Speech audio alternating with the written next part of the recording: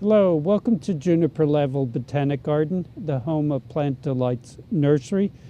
It's a beautiful late winter morning, really sunny, though I'm in a very shady part of the garden, so it doesn't look sunny. And it's the time when we finish up a lot of the cleanup after winter.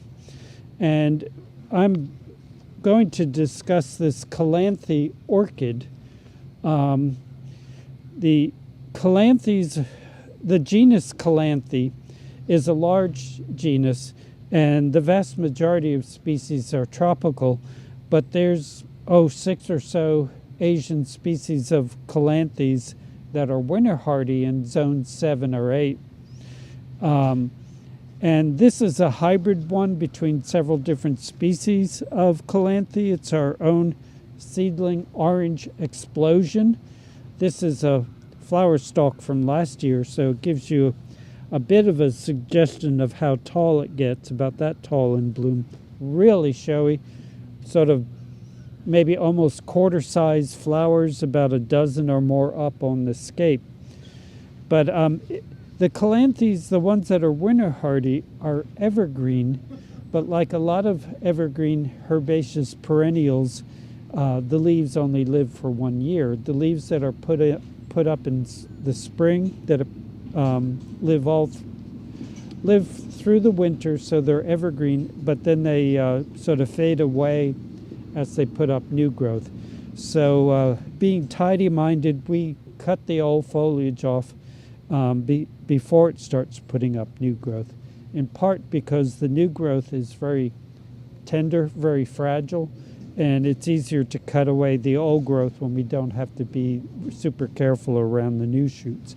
And it's already putting up new shoots. I don't know if you see these big plump shoots. These are going to be flower buds with the new foliage as well. It's going to make a really pretty show this year. I think we've featured this one in the past when it was in full bloom. But cutting back is simple as can be. I'm just going to clean my knife with a little bit of rubbing alcohol, and I just pull up on the leaves so they're taut and just quickly cut them all off. This one is still quite green. We have lots of Calanthes through the garden, through the shade gardens, and some of them in perhaps a little bit more exposed location. The foliage isn't as pretty as this one, but going to just quickly.